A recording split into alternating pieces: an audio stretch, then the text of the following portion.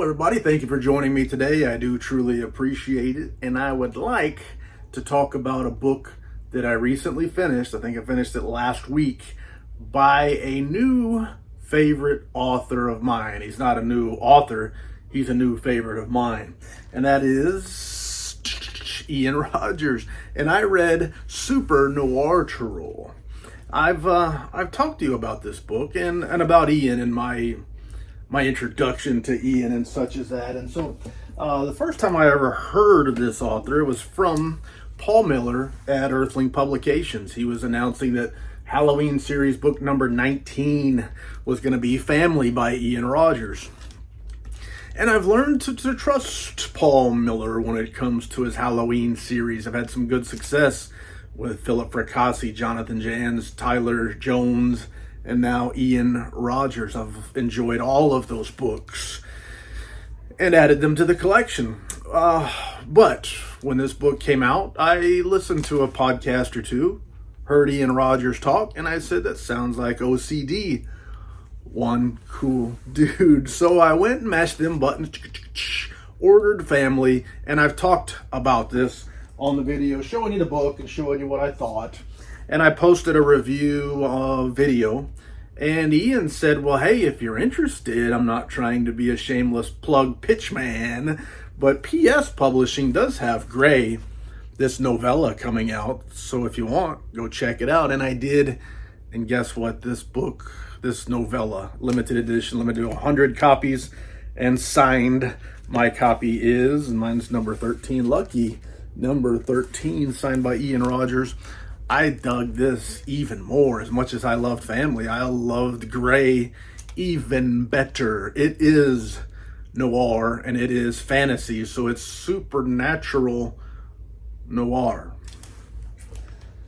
And it could be considered SuperNOIRtural. So, liking that book so much, and talked to Ian, sent me a message on Facebook Messenger, and we messaged each other back some, and he said, hey, this thing right here is a book, a collection of stories that is, I think it's going to be back in print before too long, but it was out of print and hard to come by, and I actually had done a search online for this and couldn't find any copies available.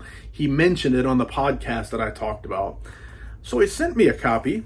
A nice fellow that he is. He signed it, and he wrote some cool stuff in there for me. So it's a treasured part of my collection, and that makes it a little bit nervous to read it. I was a little bit nervous. But take heart. Rest assured, when I read this collection of SuperNOIRtural stories, I fell in love. Not only did I love the main character in this story, but I love this set of stories here, so let me talk a little bit about it. I won't spoil them. It's hard to tell about stuff without spoiling it, but I'll give it a shot. And so the first story in this book is Temporary Monsters. Temporary Monsters with a bang. It's the first of the Felix Wren stories. And it starts, here's the gist of it. Felix Wren is a private detective, a private investigator, like Spenser, like Philip Marlow, like Magnum PI, the kind of stuff I like. Matthew Scudder. There's a lot of great private investigators out there. Shoot, Harry Dresden, the Dresden Files. There's a lot of them, and it's a type of story that I love, that detective story. I'm a fan. I have been since I was a kid. Before I was reading books, I was watching TV shows like Kolchak the Night Stalker. He was a reporter, but he was an investigator, investigating these unexplainable things. Or the Spenser for Hire with Robert Urich. He's getting paid by people to help them solve the problems. And I just love that type of a story. And it's one that lends itself to another one and another one and another one. Because now there's an excuse why one person would get into so many different strange adventures. The average Joe here going to his work in the mines, he's probably not going to have a bunch of cool stories to write books about. But a private detective, well, he's going to have an interesting story very, very frequently because he's getting paid to investigate sometimes the strange and the interesting. Anyway, the main character here, Felix Wren, he's a private investigator in a supernatural world. This is part of what they call the Black Lands series. And without giving too much away, he's having lunch with his about-to-be ex-wife. Bad things went on in their relationships. They're split up. He's having lunch with her. Anyway, it ain't good. Meanwhile, the waiter starts sucking on somebody's neck, bites them, and starts sucking their blood like a vampire. Ooh. And I won't go into any more about how that works. But there's more than just vampires in this story. And it introduces us to the Black Lands. And the Black Lands are another dimension, another planet, another something. And there are portals on Earth where if you go through, bad things will happen, but also bad things can come back. So the people come back changed, bad things come back through. And so these stories all are involving the Black Lands, each one. And so what was the next story? I should have memorized all this stuff, but I'm not into memorizing it. Ash Angels. And we see pretty quickly that Felix, as most of the private detectives in the stories do, has a tenuous relationship with some people in law enforcement. And so with the Ash Angels, there are these, like a snow angel. Something looks like an angel made of ash. And it's, in a way, a Christmas story in the same way that Die Hard's a Christmas movie. It's a Christmas story. It takes place on Christmas Eve and involves some Christmas themes and stuff like that. But people who are seeing these Ash Angels, the few, end up feeling suicidal. I won't tell you anything more than that, and why it is and where it is. But of course, Felix has to figure out who, what, when, where, why, and save himself and others as well. And this one, I feel like I feel like this is the second Felix Wren story. Start to see a little bit more of his humanity. Start to get to know him a little bit more. These are short stories. And here's one novella. But in this one, you start to get a little bit more of who he is and stuff like that. And it's a really good one. So far, 2 stories, 2 5-star reads for me. I love these stories. And right away, I could not get enough of Felix Wren, the Black Lands, and all that stuff. And for me, an interesting thing, I often end up reading fantasy or science fiction and stuff like that, but it's not really the fantasy or the science fiction that attracts me. It's the characters. It's the characters and the stories that bring me in. And you can set those stories and set those characters in practically any type of a setting or a genre, and I dig it. Whether it be a Western or a horror or a slasher or some fantasy in some other realm with all kinds of other creatures, or a science fiction with a time machine. It's the characters and the stories and their relationships that for most of us do draw us in, and that's no different here. I didn't come for the supernatural. I came for the characters, and I stayed for the characters. So Ian does a great job with that, of making me care about these people. The good, the bad, the ugly, all of them. Great stuff. Characters are important to me. And then the next story, if I'm keeping count, which I might be missing count, the third story in the book is the Black-Eyed Kids. And the Black-Eyed Kids was another great one. Now the Black-Eyed Kids are a completely new creation, something that I've never heard of before. I think I think Ian Rogers invented this.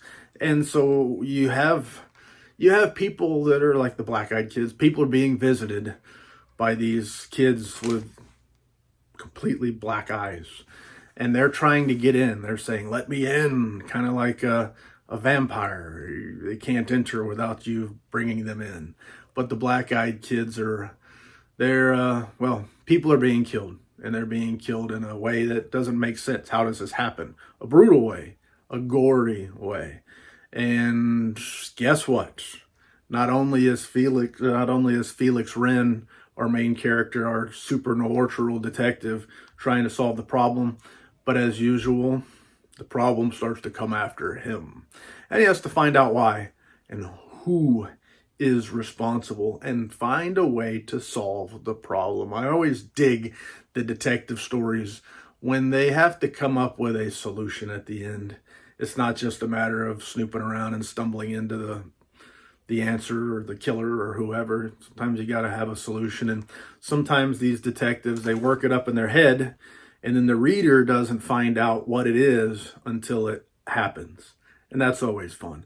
It's fun to know, oh, he's got it figured out.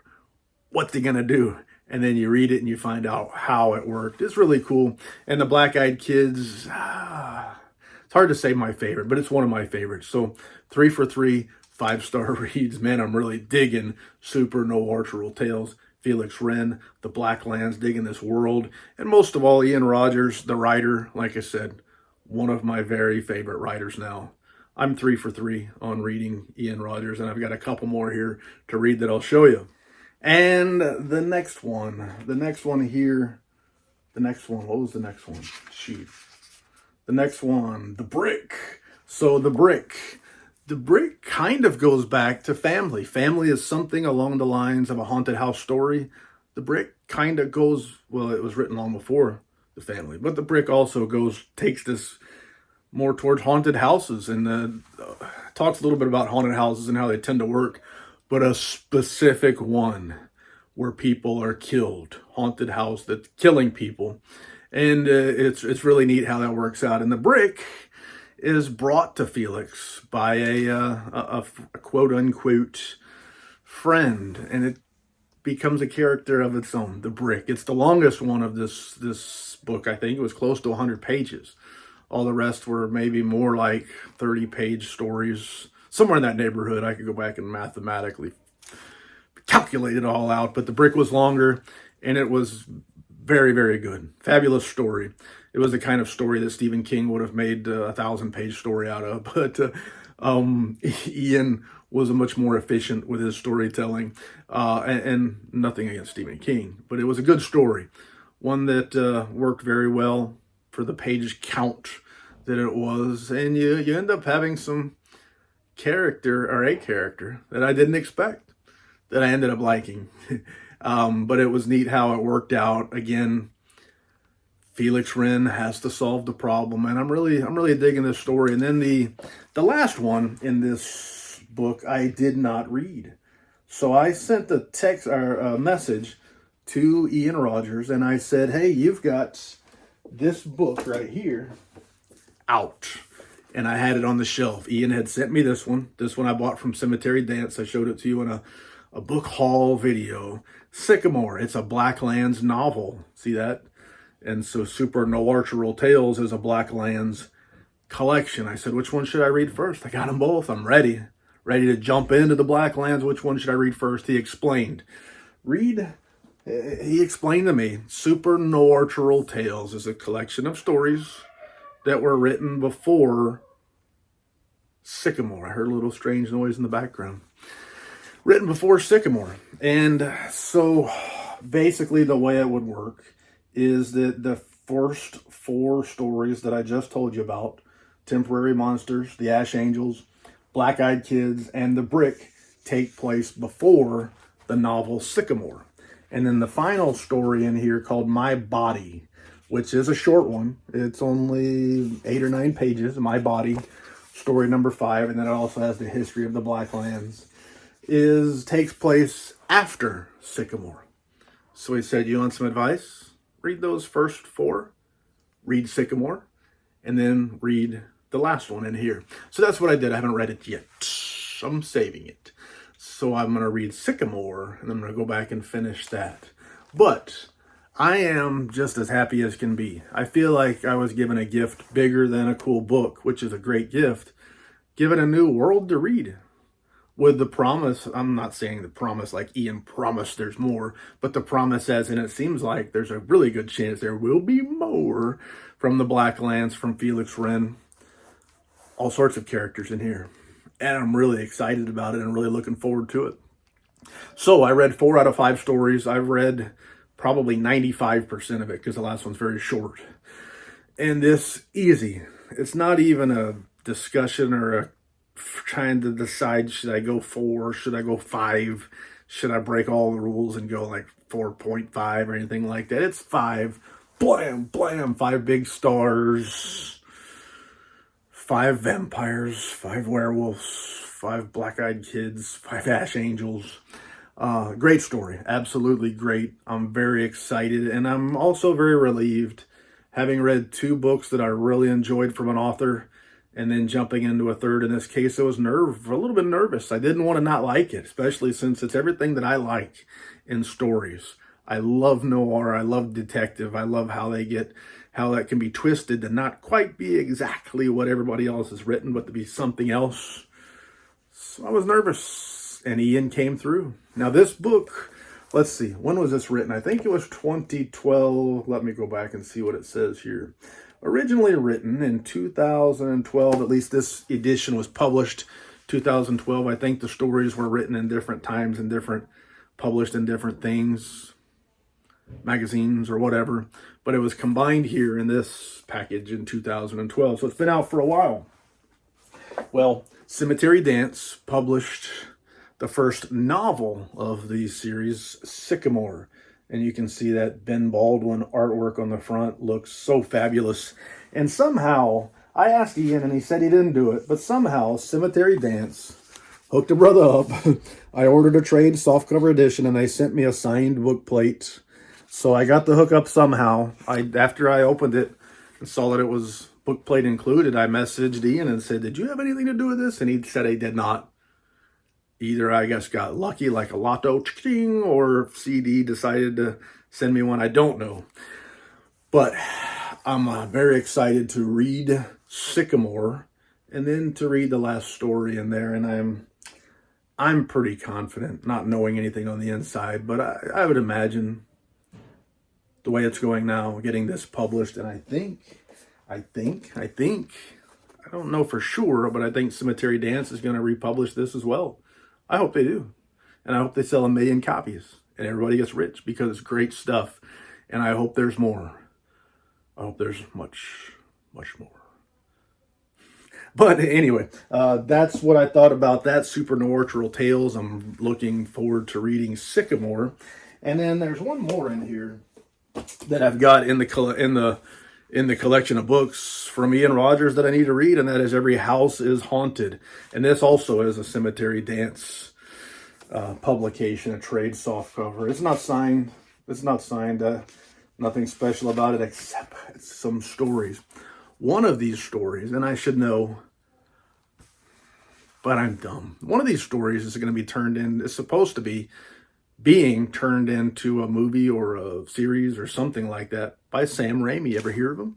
Evil Dead, Spider-Man, hear of him? Sam Raimi. Supposed to be turned into something by Sam Raimi. So I'm excited also to read this collection, looking forward to it, hoping that it brings Ian Rogers a lot of success in his writing career, in his finances, all the good stuff, the stuff that you want. But that one I need to read also. And that's it for that. Now, what am I reading right now? I told you I finished SuperNOIRtural Tales last week. I need to get to Sycamore probably next. And then I need to read a Robert McCammon book so I can complete the Matthew Corbett series hopefully before the last book is released in early December. But time is running out.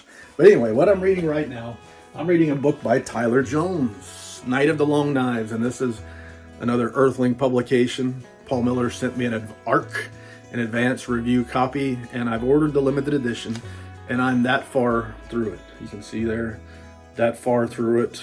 And the only thing I've read from Tyler Jones was Midas, another Earthling Publications Halloween series. I think that was number 18. And so far, maybe 2/3 of the way through Night of the Long Knives.